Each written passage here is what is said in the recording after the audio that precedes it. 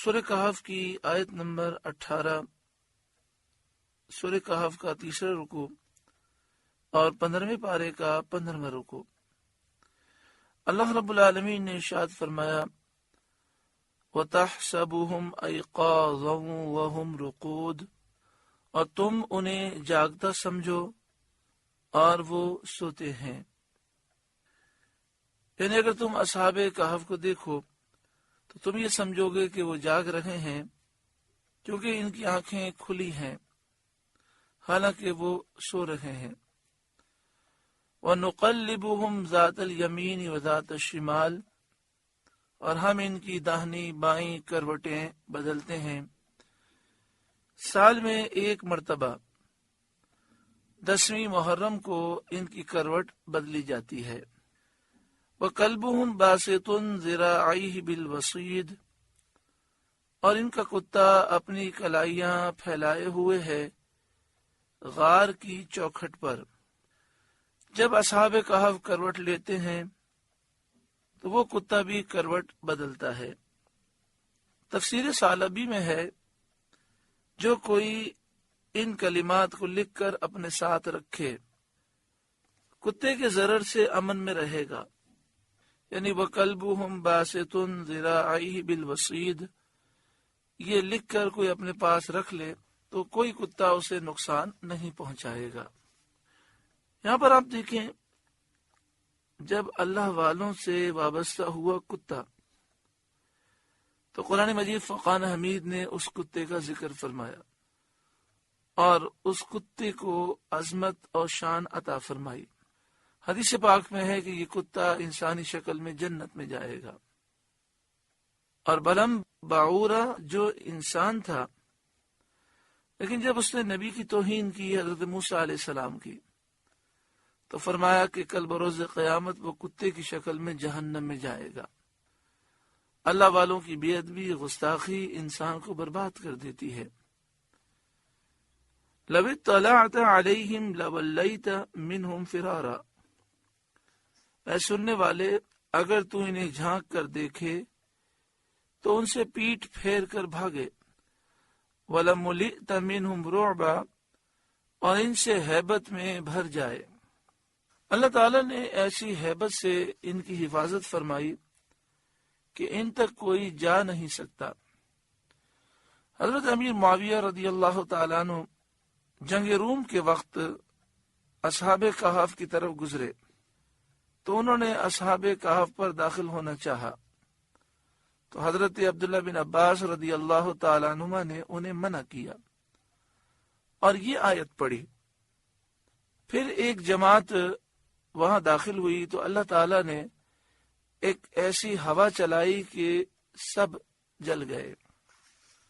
یہاں پر یہ وضاحت سمجھ لیں کہ قرآن مجید فرقان حمید کی آیت سے اور تفسیر سے یہ معلوم ہوا کہ اللہ تعالیٰ نے اصحاب کہف کو ایسی ہیبت عطا فرمائی ہے کہ کوئی وہاں جھانک کر دیکھ نہیں سکتا، داخل نہیں ہو سکتا، اور جو مسلمانوں کی ایک جماعت وہاں گئی تو ایک ہوا بھیجی اللہ تعالیٰ نے جس سے وہ جل گئے۔ تو اس سے معلوم یہ ہوا کہ جو آج مختلف جگہوں پر ایسے غار مشہور کر دیے گئے ہیں اور کہا جاتا ہے کہ یہاں اصحاب کہف ہیں، لوگ وہاں اندر جاتے ہیں اور وہاں انسانوں کی ہڈیاں رکھی ہوئی ہیں اور کہا جاتا ہے یہ اصحاب کہف کی ہڈیاں ہیں، تو یہ اس طرح کے غار جو ہیں در حقیقت حقیقی اصحاب کہف کے غار نہیں ہیں۔ اصل میں ہوتا یہ تھا کہ پہلے زمانے میں لوگ غاروں میں پناہ لیتے تھے، پھر بسا اوقات وہ وہیں انتقال کر جاتے تھے۔ تو اس طرح کے بہت سارے غار ہیں، لیکن جس غار کا اللہ تعالیٰ نے ذکر فرمایا اور جو اصحاب کہف ہے 7 نوجوان، وہ اللہ کے ولی ہیں اور ولیوں کے جسم محفوظ ہوتے ہیں، انہیں مٹی نہیں کھاتے۔ تو اس طرح کے غار کے اس میں انہوں نے کتے کی ہڈی رکھی ہوئی ہے اور اسی طرح انسانوں کی ہڈیاں رکھی ہوئی ہیں، تو یہ ایسے ہی لوگوں نے بنائے ہیں۔ در حقیقت اصحاب کہف کا وہ غار وہ ہوگا کہ جس میں اصحاب کہف کے جسم صحیح سلامت ہوں، کیونکہ اللہ کے ولی کے جسم صحیح سلامت ہوتے ہیں۔ دوسری بات یہ کہ قرآن مجید فرقان حمید تو یہ فرماتا ہے کہ اے سننے والے، اگر تو انہیں جھانک کر دیکھیں تو ان سے پیٹ پھیر کر بھاگے اور ان سے ہیبت میں بھر جائے۔ اور تفسیر یہ بتاتی ہے کہ حضرت امیر معاویہ کو حضرت عبداللہ بن عباس نے یہی آیت پڑھ کر منع فرمایا کہ آپ اس غار میں نہ جائیں، اور جو جماعت گئی وہ ہلاک ہو گئی۔ اس سے ثابت یہ ہوا کہ اس دور میں ہم حقیقی طور پر جانتے نہیں ہیں کہ اصحاب کہف کا کون سا غار تھا۔ مختلف ممالک میں لوگوں نے مشہور کیے ہوئے ہیں کہ یہ اصحاب کہف کا غار تھا، جیسے کہا جاتا ہے اردن میں بھی مشہور ہے، اور بھی جگہوں پر مشہور کیا جاتا ہے۔ واللہ تعالی عالم بالصواب۔ اس بات کو ہم یقین کی حد تک جانتے ہیں کہ اللہ والوں کے جسم، اللہ کے ولیوں کے جسم، انبیاء کے جسم قبر میں محفوظ ہوتے ہیں، انہیں مٹی نہیں کھا سکتی۔ وَكَذَلِكَ بَعَثْنَاهُمْ لِيَتَسَاءَلُوا بَيْنَهُمْ، اور یوں ہی ہم نے ان کو جگایا کہ آپس میں ایک دوسرے سے احوال پوچھیں۔ ایک مدت دراز کے بعد، یعنی 309 برس تک وہ سوتے رہے، پھر اللہ تعالیٰ نے انہیں بیدار فرمایا تاکہ اللہ تعالیٰ کی قدرت عظیمہ دیکھ کر ان کا یقین اور زیادہ ہو اور وہ اس کی نعمتوں کا شکر ادا کریں۔ وَكَذَلِكَ بَعَثْنَاهُمْ لِيَتَسَاءَلُوا بَيْنَهُمْ، اور یوں ہی ہم نے ان کو جگایا کہ آپس میں ایک دوسرے سے احوال پوچھیں۔ قَالَ قَائِلٌ مِّنْهُمْ، ان میں ایک کہنے والا بولا، یعنی مکسل مینا جو ان میں سب سے بڑے اور ان کے سردار ہیں، انہوں نے کہا، کم لبثتم، تم یہاں کتنی دیر رہے؟ قالوا لبثنا یوما او بعد یوم، کچھ بولے کہ ایک دن رہے یا دن سے کم، کیونکہ وہ غار میں سورج نکلنے کے وقت داخل ہوئے تھے اور جب اٹھے تو سورج ڈوبنے کے قریب تھا۔ اس سے انہوں نے گمان کیا کہ یہ وہی دن ہے۔ اس سے ثابت ہوا کہ اجتہاد جائز ہے اور ظن غالب کی بنا پر قول کرنا درست ہے۔ قالوا ربکم اعلم بما لبثتم، دوسرے بولے تمہارا رب خوب جانتا ہے جتنا تم ٹھہرے۔ انہیں یا تو الہام سے معلوم ہوا کہ لمبی مدت گزر چکی ہے، یا انہیں کچھ ایسے دلائل اور قرینے ملے جس سے انہوں نے جانا، جیسے بال کافی بڑھ چکے تھے، ناخن کافی بڑھ چکے تھے، جس سے انہوں نے یہ خیال کیا کہ وقت بہت زیادہ گزر چکا ہے۔ فَبَعَثُوا أَحَدَكُمْ بِوَرِقِكُمْ هَذِهِ إِلَى الْمَدِينَةِ، تو اپنے میں سے ایک کو یہ چاندی لے کر شہر میں بھیجو، یعنی چاندی کا سکہ جو دقیانوس بادشاہ کے دور میں چلتا تھا۔ دقیانوسی سکے کے روپے جو گھر سے لے کر آئے تھے اور سوتے وقت اپنے سرہانے رکھ لیے تھے، تو انہوں نے کہا کہ یہ سکے کسی کو دو اور وہ بازار میں جائے اور ہمارے لیے کچھ کھانا لے کر آئے۔ اس سے معلوم ہوا کہ مسافر کو خرچ ساتھ میں رکھنا یہ طریقہ توکل کے خلاف نہیں، چاہیے کہ بھروسہ اللہ پہ رکھے، یعنی مسافر کا بھروسہ اللہ کی ذات پر ہونا چاہیے، لیکن اگر وہ سفر کے اعتبار سے سامان رکھتا ہے اور وہ خرچے کے لیے رقم رکھتا ہے تو یہ توکل کے خلاف نہیں ہے۔ ایسا نہیں کہیں گے کہ اس کو اللہ پہ بھروسہ نہیں، اللہ تعالیٰ پہ بھروسہ ہے، اسباب ساتھ رکھنا یہ بھروسے کے خلاف نہیں ہے۔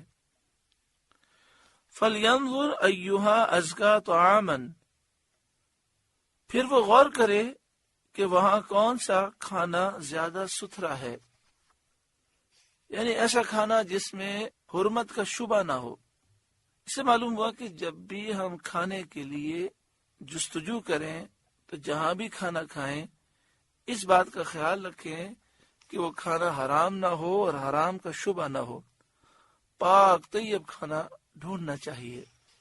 جیسے ہمارے یہاں پر یہ ضروری ہے کہ اگر آپ مرغی کا گوشت کھاتے ہیں تو اس مرغی کو مسلمان صحیح العقیدہ نے ذبح کیا ہو، بسم اللہ اللہ اکبر پڑھا ہو، ذبح شرعی ہو، اور پھر ذبح ہونے سے لے کر ہمارے کھانے تک درمیان میں وہ مسلمانوں کی نگاہوں سے غائب نہ ہوا ہو، تو جب ہم ایسی تحقیقات کرتے ہیں تو لوگ کہتے ہیں اتنی پنچات میں کیوں پڑھتے ہیں؟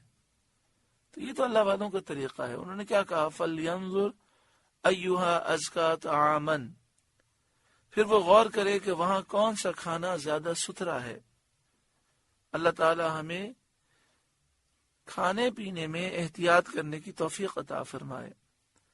فَلْيَأْتِكُمْ بِرِزْقٍ مِّنْهُ، کہ تمہارے لیے اس میں سے کھانے کو لائے، وَلْيَتَلَطَّفْ، اور چاہیے کہ نرمی کرے، وَلَا يُشْعِرَنَّ بِكُمْ أَحَدًا، اور ہرگز کسی کو تمہاری اطلاع نہ دے۔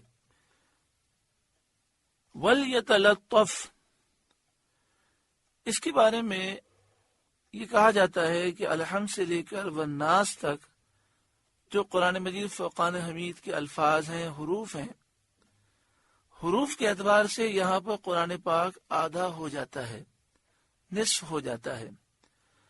وَلْيَتَلَطَّفْ میں جو تا ہے، یہاں پر قرآن پاک کا نصف پہلا مکمل ہوتا ہے، اور پھر تا کے بعد جو لام ہے یہاں سے آخری نصف شروع ہوتا ہے۔ ہم رب العالمین کا شکر ادا کرتے ہیں کہ اللہ تعالیٰ نے ہمیں یہ سعادت نصیب فرمائی۔ اللہ تبارک و تعالی مزید بھی ہمیں سمجھنے کی توفیق عطا فرمائے، اور رب العالمین ہمیں قرآن پاک کے نور سے روشن و منور فرمائے۔ آپ دیکھیں گے تو قرآن پاک پر جہاں یہ لفظ ہے وَلْيَتَلَطَّفْ، تو وہاں حاشیے میں عربی میں لکھا ہوتا ہے نصف القرآن باعتبار عدد الحروف، یعنی یہاں پر قرآن نصف ہو گیا حروف کی تعداد کے اعتبار سے۔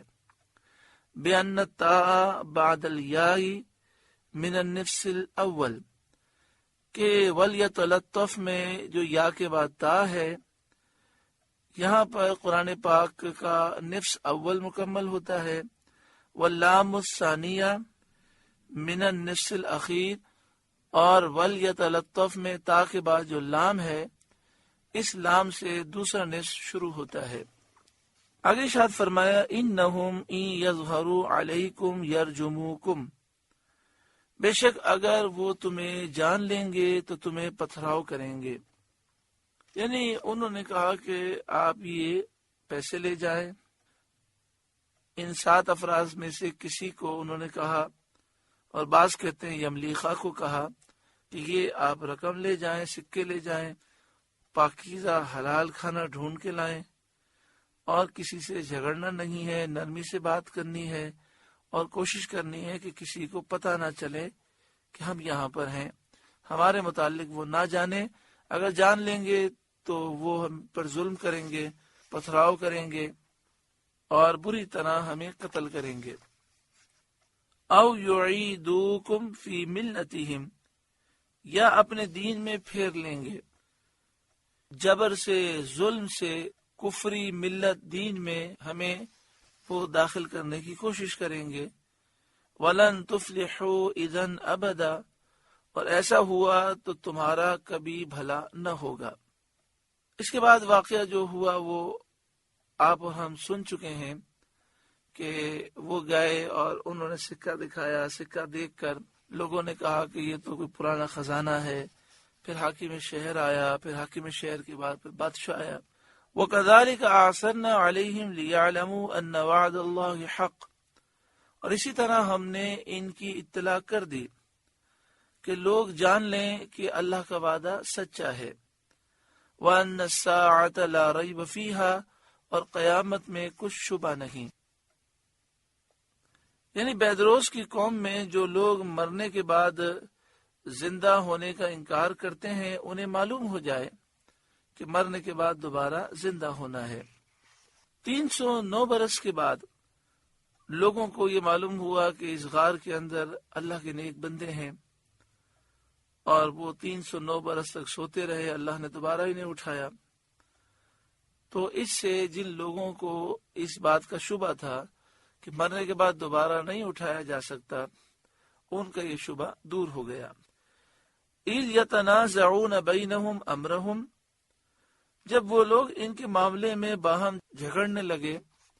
اس سے مراد یہ ہے کہ جیسا کہ آپ نے سنا کہ جب بادشاہ ملنے کی آیا اور پھر ان کا وصال ہو گیا، تو اب بعض یہ کہنے لگے کہ ہم ان کے ارد گرد ایک عمارت بنا لیتے ہیں، اور بادشاہ کے ساتھیوں نے کہا کہ ہم مسجد بنائیں گے۔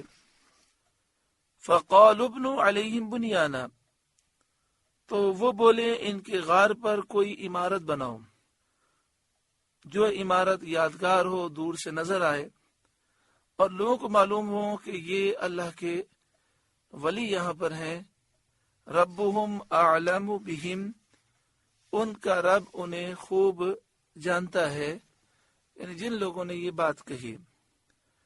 قال الذين غلبوا على امرهم، وہ بولے جو اس کام میں غالب رہے تھے، یعنی بیدروز بادشاہ اور اس کے ساتھی بولے، لنتخذن علیہم مسجدا، قسم ہے کہ ہم تو ان پر مسجد بنائیں گے۔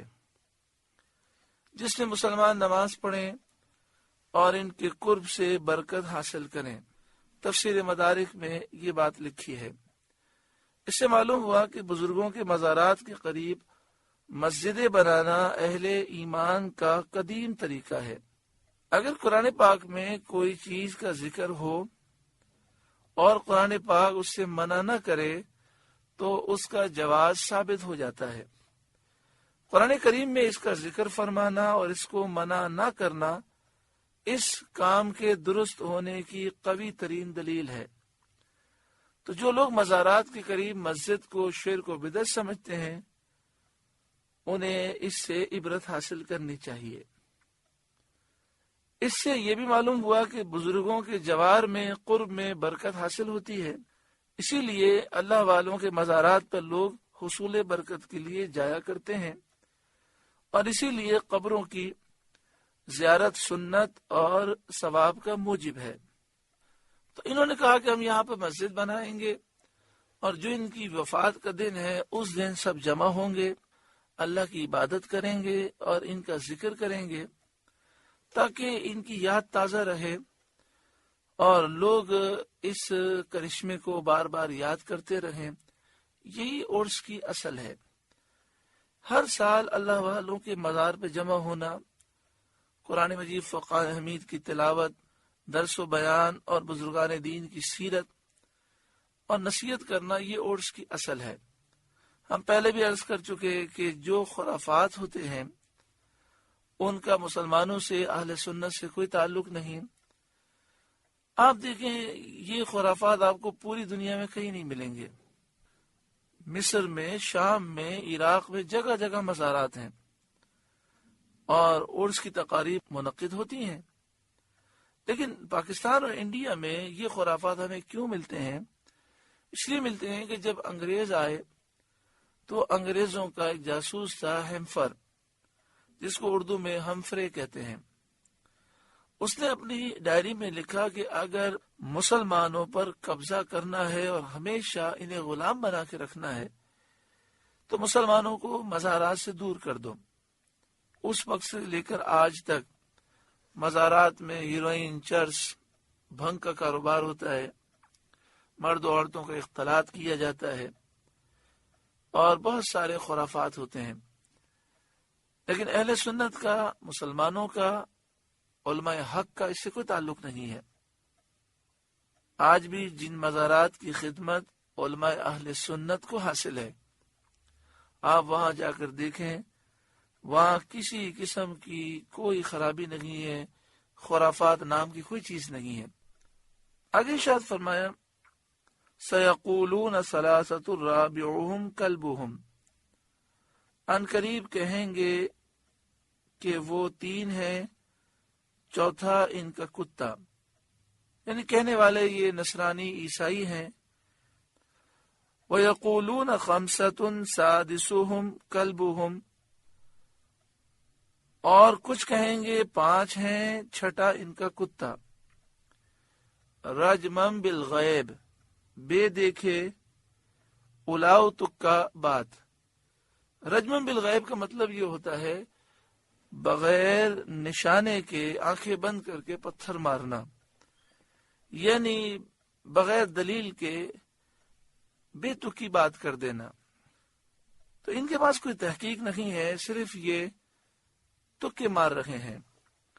وَيَقُولُونَ سَبْعَةٌ وَثَامِنُهُمْ كَلْبُهُمْ، اور کچھ کہیں گے کہ اصحاب کہف 7 ہیں اور 8واں ان کا کتا ہے، اور یہ کہنے والے مسلمان ہیں۔ اللہ تعالیٰ نے ان کے قول کو ثابت رکھا کیونکہ انہوں نے جو کچھ کہا وہ نبی علیہ السلام سے علم حاصل کر کے کہا۔ جنہوں نے یہ کہا کہ اصحاب کہف 3 ہیں، چوتھا کتا ہے، یا اصحاب کہف 5 ہیں، چھٹا کتا ہے، یہ وہ لوگ ہیں جنہوں نے بغیر علم کے بے جانے بات کہہ دی جو کسی طرح بھی صحیح نہیں ہے۔ قُلْ رَبِّي أَعْلَمُ بِعِدَّتِهِمْ مَا يَعْلَمُهُمْ إِلَّا قَلِيلٌ، آپ فرمائیے میرا رب ان کی گنتی خوب جانتا ہے، کیونکہ سارے جہانوں کی تفصیلیں اور ماضی مستقبل حال کا علم اللہ ہی کو ہے، یا اسے ہے جسے اللہ عطا فرمائے۔ ما یعلمہم الا قلیل، انہیں نہیں جانتے مگر تھوڑے لوگ۔ حضرت عبداللہ بن عباس رضی اللہ تعالی عنہما نے فرمایا، میں ان قلیل میں ہوں جن کا آیت میں استثناء فرمایا، یعنی حضرت عبداللہ بن عباس سے فرماتے ہیں میں اصحاب کہف کی تعداد کو جاننے والوں میں ہوں، اور یہ تعداد 7 ہے اور 8واں ان کا کتا تھا۔ فلا تمار فیہم الا مراء ظاہرا، تو ان کے بارے میں بحث نہ کرو مگر اتنی ہی بحث جو ظاہر ہو چکی۔ ولا تستفت فیہم منہم احدا، اور ان کے بارے میں کسی کتابی سے کچھ نہ پوچھو۔ سورہ کہف کا 3واں رکوع مکمل ہوا۔ اللہ تعالیٰ اس رکوع کے نور سے ہمارے قلوب کو روشن و منور فرمائے۔